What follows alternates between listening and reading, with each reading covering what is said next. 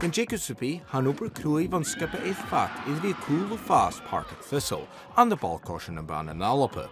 Ach ungin ipthiaf Överen gyfeilat ydy tenis diechwch sy'n siad sias y lig sy'n alawn safoltio ag smalater agos nech glei Megan Cunningham.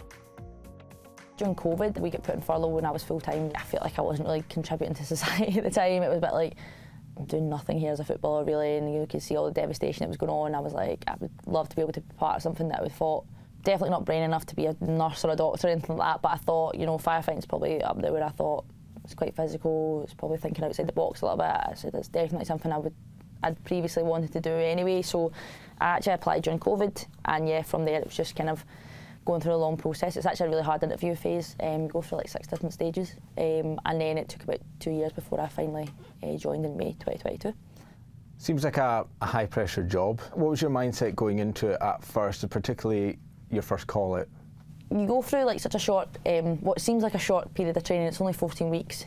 I think your first call, you never feel ready. You're like, oh goodness, you're trying to remember how to put your set on, never mind thinking about what you're actually going to do in the job. So, but the guys here they're dead relaxed, they're so composed, and your watch is like your family, so they take you under your wing. You probably see them more than your family. We spend 2 days together, 2 night shifts together. Sometimes when you're dealing with quite sensitive things like, you know, fatalities and things like that, you share a lot with each other as well, so you build a good bond, and I think you just trust the training, you trust the people that you're with and things like that, and that gives you a lot of confidence going into it. Firefighter Cunningham required to it's firefighter Cunningham.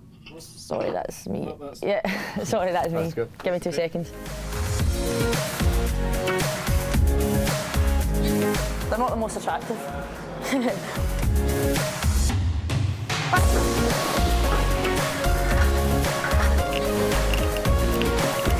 Good to get the ladder out again. It's been pretty terrible weather, so it's always a bit difficult trying to get out when it's a bit icy, just for the kind of safety of climbing the ladder as well this time of year. Drill went not perfect, but it went okay. It went in the window and I still was able to climb it, so yeah.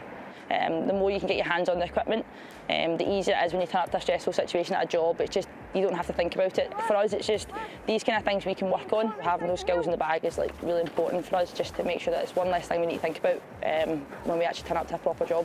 The station, I've only been in about 1.5 years, but there's guys that have been here for about 17, 18 years, and they were taught slightly different, but it's always nice to see their perspective on how they pitch ladders as well. So it's always about kind of working together and learning as a crew as well. Because obviously if I turn up at a job, I'm going to be working with these guys, so it's important that we work together on a regular basis to get to know each other's strengths and weaknesses.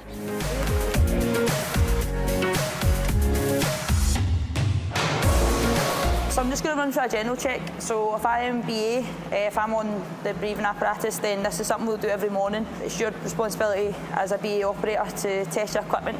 So I'll go through the first part where we're going to do a leak test. So I'm going to press a positive button, open up a cylinder fully, press the left-hand button, open cylinder, and then you're going to close it. Once that's closed, you're then going to hit the right button, and then that'll take about a minute to run through its leak test. And that's just testing to make sure the cylinder is obviously going through the pneumatic system, it's not leaking any air.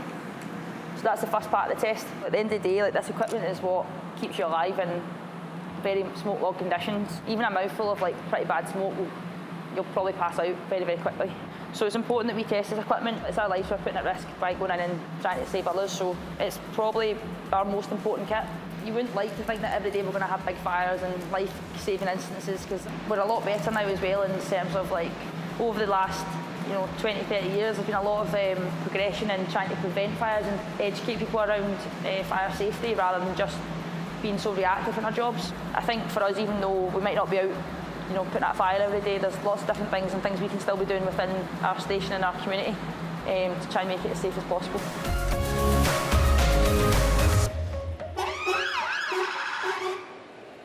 Going back to all things football, Partick Thistle, how did the move there come about? So I've been here nearly 2 seasons. It came about, I thought I was leaving football, full-time football, when I joined the fire service.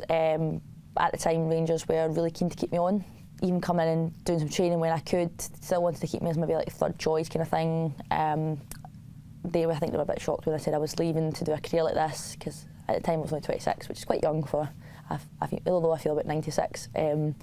It is still relatively young to still be saying that you're kind of hanging up the gloves. So I said, right, well, if I can still manage to do training, I wonder if I can still get the opportunity to play. I don't really want to be just training for the sake of it. I would love to still be able to have the opportunity to play.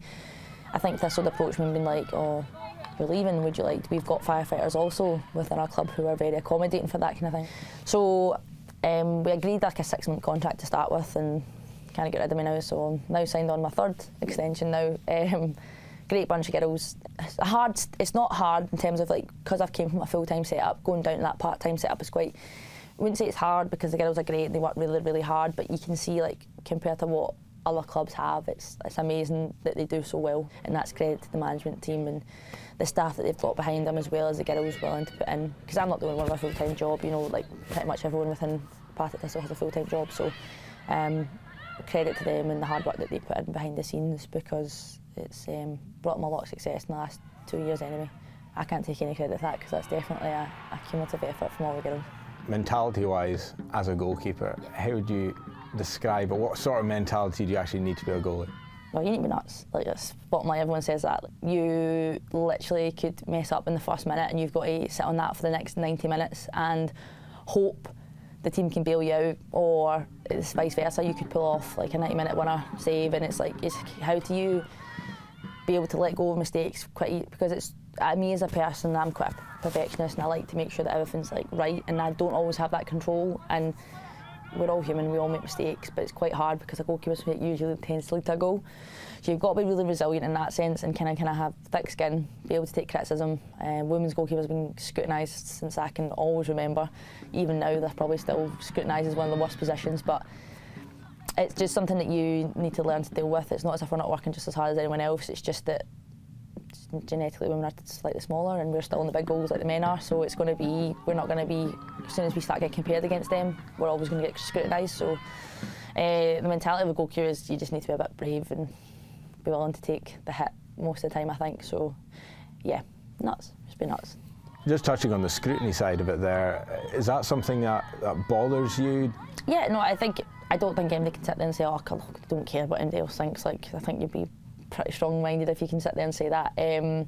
Definitely it was a lot worse when I was younger, and I think actually I was a lot worse when it was like my full-time job, because that was all I had to focus on. But to be honest, I think coming into a job like this, where actually some mistakes can lead to life or death decisions, it's like, oh, letting a goal in.